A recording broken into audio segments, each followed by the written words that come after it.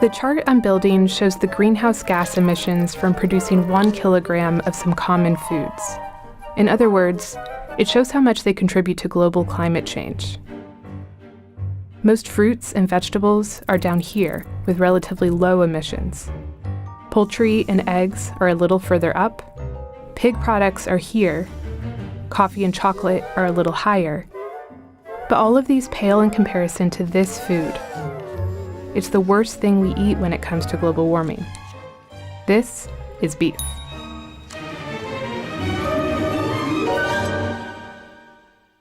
When you only account for the emissions that go into the processing, transportation, packaging, and selling of a food product, the difference between these foods isn't so great.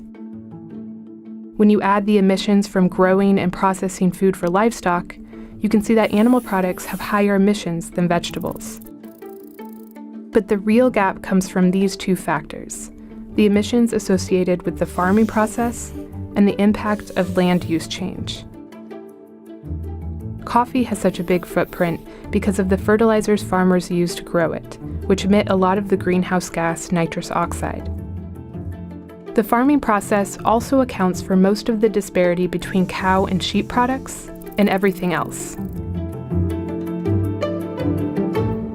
Cows and sheep have to digest food that most animals can't do as well, like grass and tough plant material. Their stomachs are microbe-rich to help them do that through a process called enteric fermentation.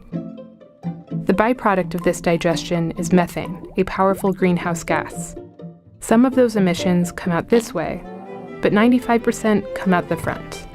If you've never heard one of these animals burp, there's an endless supply of YouTube videos for your viewing pleasure.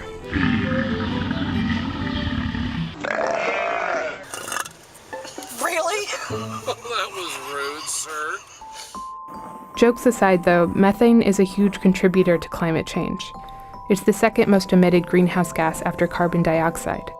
But it traps more heat than carbon dioxide.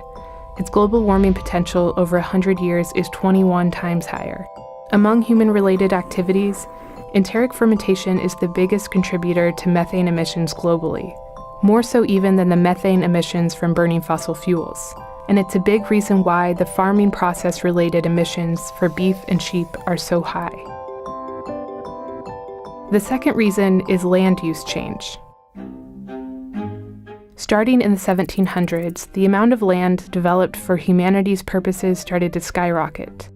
Only a tiny amount of this is due to our built environment, like cities, towns, and other infrastructure. A vast majority is for agriculture. And when you divide that up, you see that land for grazing animals far surpasses land for growing crops. Converting all that land to farms to make way for grazing or growing crops releases the carbon that was once stored in trees, other plants, and the soil. By contrast, nuts and citrus fruit and olive oil have negative land use emissions because planting nut and citrus fruit and olive trees is reforesting cropland. But chocolate has a lot of land use emissions because cacao farming results in tropical deforestation in Southeast Asia, Africa, and South America.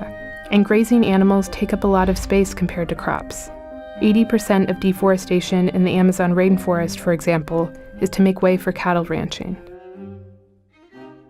This is how many tons of greenhouse gases per capita we emit through all of our activities. Changing our diet to exclude high-emission foods has the potential to reduce it by 28%, by both reducing emissions and reforesting land. That's more than any other life change we could make. A lot of food emissions are unavoidable. We have to eat. But we do have a choice of what not to eat.